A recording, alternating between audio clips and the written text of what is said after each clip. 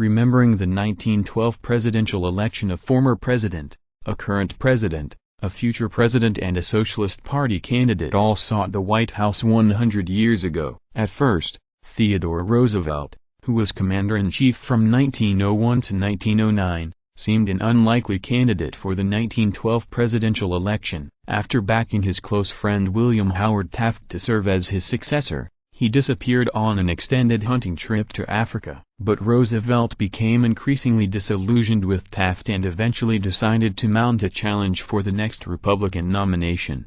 "Oh, my hat is in the ring," Roosevelt declared in February 1912. "Oh, the fight is on and I am stripped to the buff.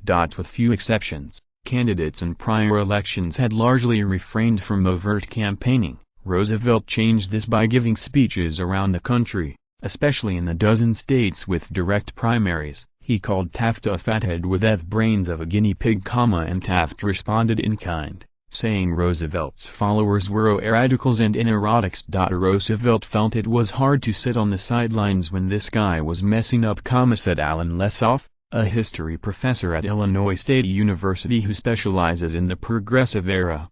Oh, and Taft was no slouch, so he resented it terribly. Though Roosevelt won most of the primaries, he came up short of delegates at the tumultuous Republican National Convention in Chicago, prompting him and his supporters to storm out. They then reconvened across town and formed the Progressive Party, nicknamed the Bull Moose Party because Roosevelt said he felt as fit as a bull moose. Cover of Teddy Roosevelt's 1912 campaign music. By and large, meanwhile, at the Democratic National Convention in Baltimore, New Jersey Governor Woodrow Wilson managed to outlast Speaker of the House Champ Clark, winning the nomination on the 46th ballot.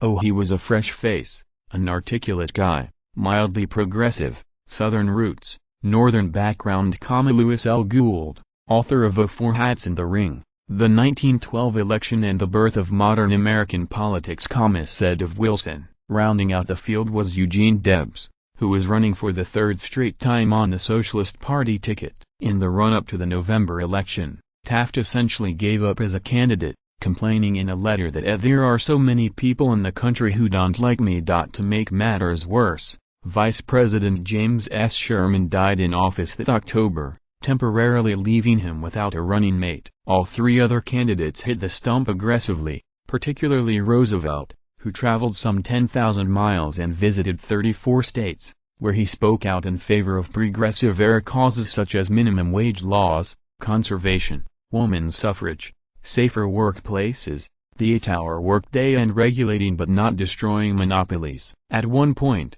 he was shot before an appearance in Milwaukee, yet he still managed to speak for about 90 minutes with a bullet lodged in his chest. In the end, Roosevelt ran one of the most successful third-party candidacies in history, but with the Republican Party split, Wilson, who had based his campaign on completely smashing monopolies and tariff reduction, became the first Democrat since Grover Cleveland to take the White House. He prevailed with 42% of the popular vote, 435 electoral votes, compared to 27%, 88 electoral votes, for Roosevelt and 23%, 8 electoral votes, for Taft. Debs didn't get any electoral votes, but he garnered 6% of the popular vote, the most ever for a socialist presidential candidate.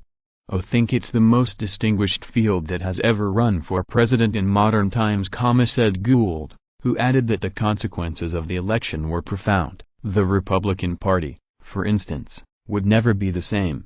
Ever since the 1912 campaign, the conservatives in the Republican Party have had the upper hand, Lesoff said. But what it means to be a conservative has changed quite a bit. You can't draw a straight line. Access hundreds of hours of historical video, commercial-free, with History Vault. Start your free trial today.